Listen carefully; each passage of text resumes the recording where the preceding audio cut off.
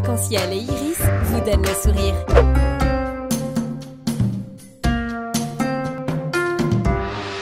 Cinq colonnes à la une.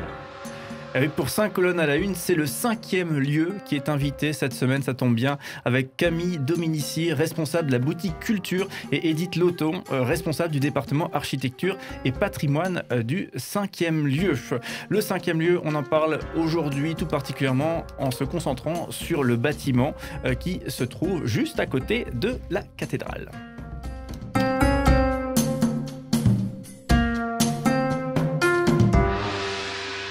Voilà, et avant de rentrer dans ce bâtiment avec vous, donc bâtiment que vous occupez, qui permet aussi l'expression de toutes vos activités, on le disait tout à l'heure, le bâtiment est fermé actuellement, à cause Covid, etc. Comment est le moral du monde culturel global que vous représentez d'une certaine manière, avec la billetterie ou effectivement avec les visites que vous portez, comment est-ce que, s'il fallait résumer le moral en quelques mots? Alors, il est difficile de le résumer en quelques mots. Je pense qu'en tout cas, tous les acteurs culturels travaillent vraiment d'arrache-pied pour se mobiliser, pour construire, que ce soit des programmations estivales, que ce soit pour se reprojeter dans la saison à venir qui recommencera en septembre, tout en sachant que, bien évidemment, il y a de l'incertitude, il y a des reports, il y a des annulations. Mais je trouve qu'il y a une force vive extraordinaire de tous les partenaires culturels avec lesquels on travaille, qui est de cette mobilisation permanente pour se réinventer, pour retrouver des systèmes que ce soit des visites virtuelles, que ce soit des podcasts, c'est plein d'autres projets qui ont pu naître aussi en raison de cette situation particulière pour que justement on garde contact avec l'ensemble des usagers, et ça c'est vraiment pour nous important, comme notre présence sur nos réseaux sociaux, sur Instagram, sur Facebook, pour que vraiment il puisse y avoir toujours cette connexion. Voilà, restez connectés malgré cette période. Vous êtes très actifs sur les réseaux sociaux, 5e lieu. Est-ce que, j'imagine que la ville de Strasbourg, notamment, est tout particulièrement derrière votre structure, j'imagine. Ou c'est peut-être un préjugé, et là, n'hésitez pas à me corriger.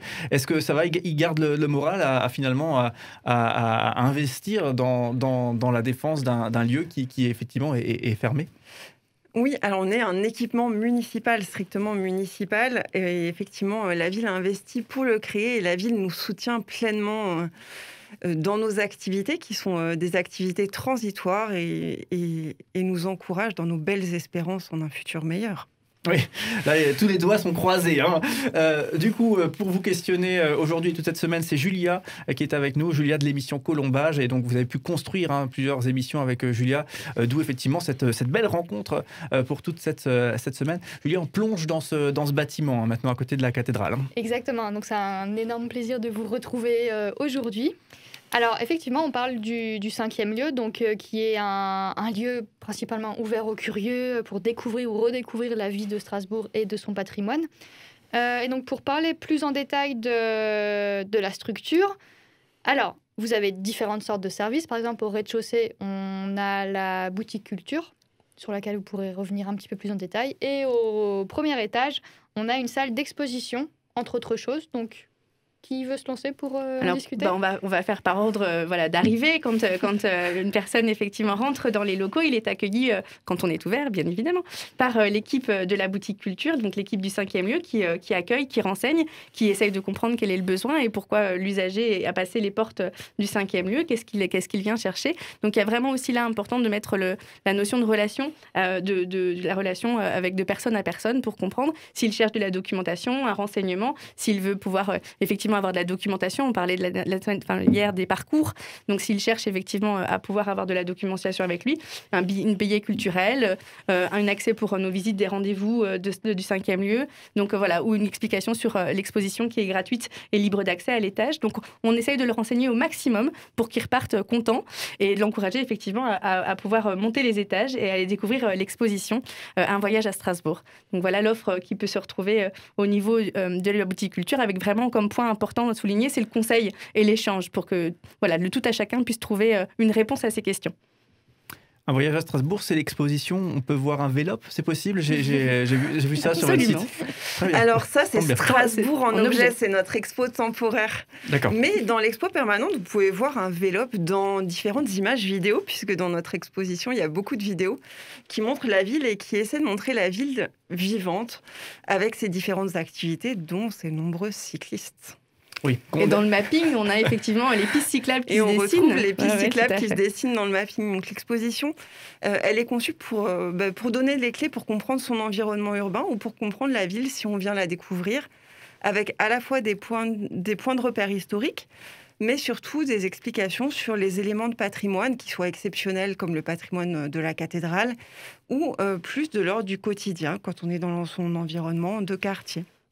Est-ce qu'il y a beaucoup d'infos aussi sur les petites anecdotes qui entourent les rues de Strasbourg? C'est vrai que je trouve on valorise énormément la cathédrale et c'est super, mais souvent on manque un petit peu d'infos un peu, j'allais dire croustillantes, mais vous voyez ce que je veux dire, c'est des petites infos qui agrémentent l'histoire de nos rues.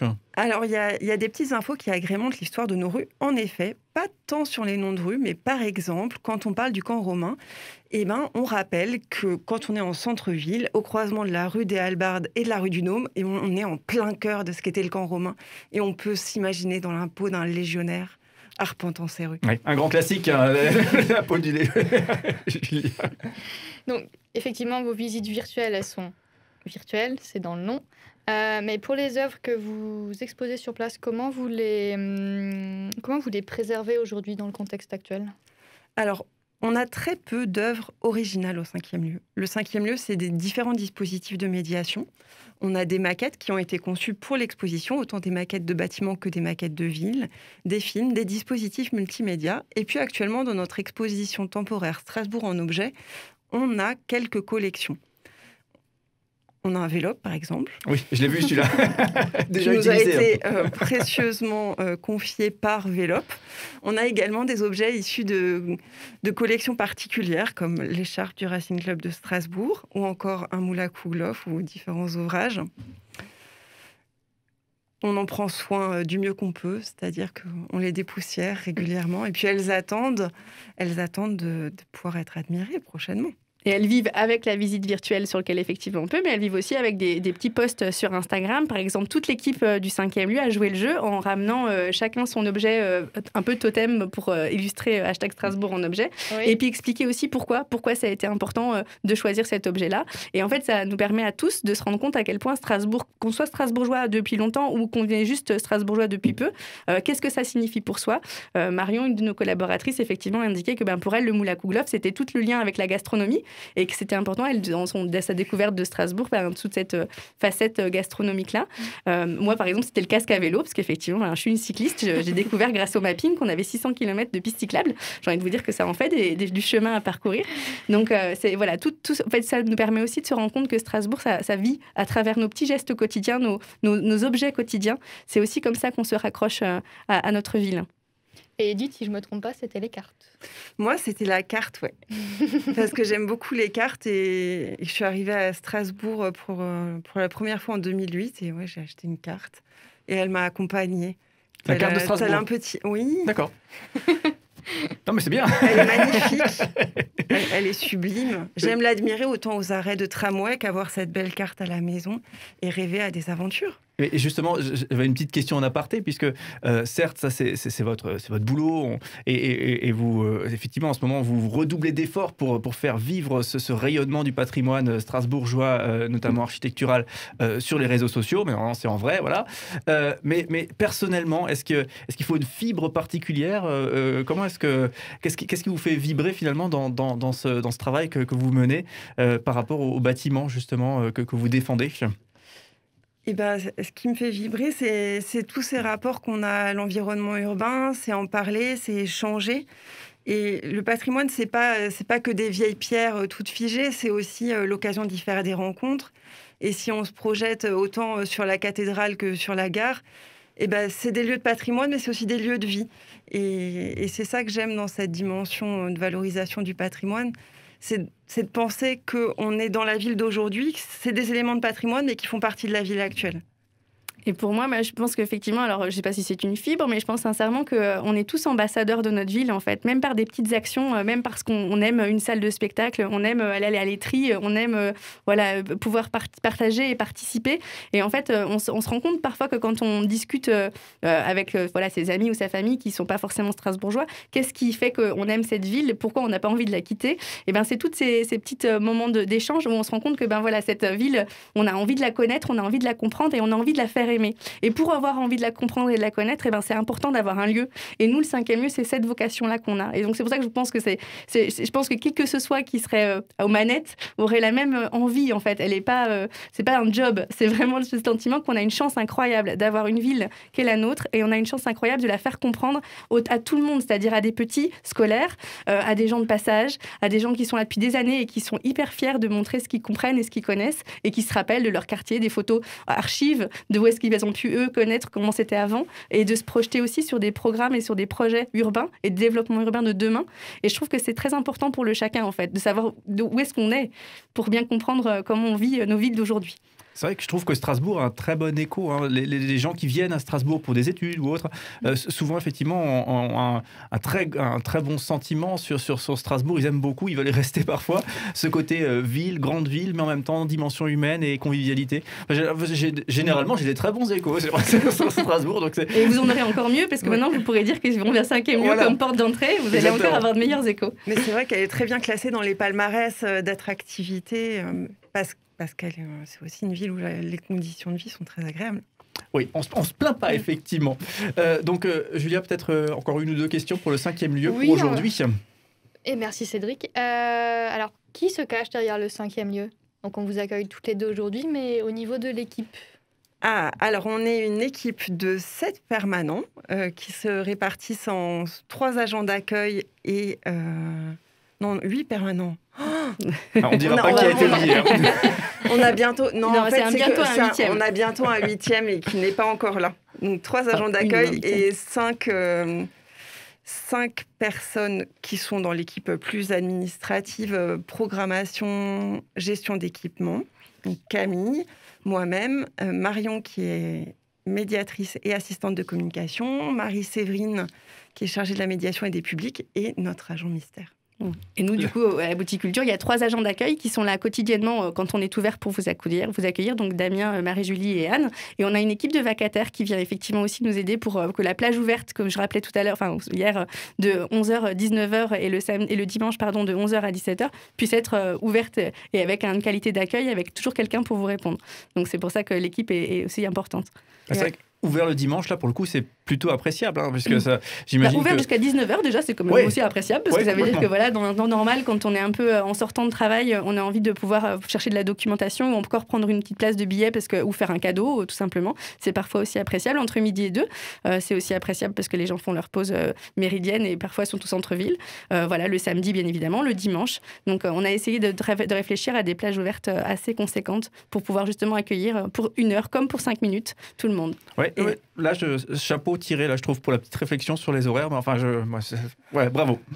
Précision. Oui, juste pour terminer avec l'équipe, on a aussi 4 médiatrices vacataires, guides conférencières pour certaines, qui interviennent auprès de nous pour les visites guidées, pour les ateliers, et qu'on retrouve dans les podcasts en partenariat avec Radio Arc-en-Ciel. Et vous disiez tout à l'heure que les visites guidées vont reprendre ou ont repris. Elles ont repris, oui, tout à fait. En petits groupes, mais c'est dans cette équipe-là que vous avez les animateurs de ces visites guidées ? Tout à fait, ce sont elles qui animent les visites guidées qui ont lieu actuellement avec 5 personnes plus la guide. Et donc ça, pour acheter, vous pouvez juste aller sur le site du 5e lieu et aller dans billetterie et vous trouvez effectivement l'ensemble des propositions qui sont faites actuellement. Et en un clic, pour 5 €, vous pouvez effectivement acheter une place de ces visites guidées. Et comme le disait Edith, il y a un côté un peu privilège parce que comme c'est des tout petits groupes, on a le sentiment que le guide, il est que pour nous. Ah oui, franchement, ça donne envie. Alors, il faut se dépêcher parce que justement, elles partent parfois assez vite parce que ça donne vraiment envie. Elles partent très vite. Et comme elles sont parfois assez fun, comme on a avec Harry Potter, le temps des merveilles, ou bien pour les escaliers, c'est des choses qui sont assez ludiques et ça donne vraiment envie pour chacun de pouvoir vite s'inscrire. Ouais, c'est pas Julia, fan d'Harry Potter, qui va nous contredire. Contrairement à toi. C'est ça. Julia, une dernière question pour aujourd'hui, peut-être ? Oui, vous parliez des visiteurs qui viennent de temps en temps, parfois pour 5 minutes, parfois pour 1 heure, parfois pour chercher de la documentation. Donc, comment vous les aiguillez selon leur venue, en fait? Quel genre de conseils vous pouvez leur donner? Eh ben, ça dépend aussi voilà, combien de temps ils ont devant eux, pourquoi ils sont là, mais c'est surtout les écouter en fait, parce que je pense qu'avant de pouvoir les aiguiller, il faut pouvoir bien comprendre quelle est leur demande, quel est leur besoin, est-ce qu'ils ont voilà, un peu de temps devant eux, pas de temps devant eux, est-ce qu'ils nous connaissent déjà, est-ce qu'ils avaient une envie identifiée pour venir. Et puis c'est surtout nous, vraiment les encourager à découvrir. Donc déjà découvrir notre exposition, parce que c'est vrai que voilà, même s'ils connaissaient peut-être la boutique culture par avant, le fait qu'on intègre et qu'on ait cette exposition ouverte et gratuite, c'est déjà leur dire montez, prenez le temps de monter, et même si c'est 5 minutes, parce que ça vous donne un petit aperçu. Et comme disait Edith également, on a une magnifique vue sur la cathédrale, et rien que pour ça, les 5 minutes sont vraiment rentabilisées, même si on n'a pas plus de temps. Et c'est donner envie de revenir, en fait. Et c'est souvent ça, les gens reviennent, en fait. Même s'ils étaient là que pour un tout petit besoin, ils se rendent compte qu'ils peuvent en avoir encore plus en revenant, et ils reviennent nous voir. Ouais. C'est vrai qu'il y a pire comme cadre de travail. Oui, moi j'ai une vue sur la cathédrale avec mon bureau. Bon bref. En tout cas, merci beaucoup d'être avec nous. On le rappelle, c'est le 5e lieu. On le rappelle aussi pour ceux qui, ça donne envie et vous voulez franchir la porte. Pour le moment, c'est pas possible. C'est contexte sanitaire, c'est fermé pour le moment le 5e lieu. Mais il y a un site internet 5e-lieu.strasbourg.eu. Vous allez pouvoir effectivement trouver toutes les informations et donc aussi les fameuses visites virtuelles. On approfondira ça notamment demain ensemble. Donc voilà, pour tout de même goûter beaucoup de choses en lien avec la culture, l'architecture, ce patrimoine strasbourgeois qui est présenté par 5e lieu. Camille Dominici, responsable boutique culture justement, et Edith Lauton, responsable du département architecture et patrimoine. Eh bien, on vous retrouve demain pour continuer nos échanges autour de votre structure, le 5e lieu, et toujours et encore avec cet amour pour le patrimoine ici à Strasbourg, et toujours avec Julia de l'émission Colombage qui chaque semaine effectivement nous fait découvrir un peu plus ce fameux patrimoine architectural. Toutes les 2 semaines pour être exact. Voilà, mais toutes les semaines, c'est pour ceux qui regardent les replays qui peuvent plus s'en passer. Allez, à demain tout le monde, merci. À demain.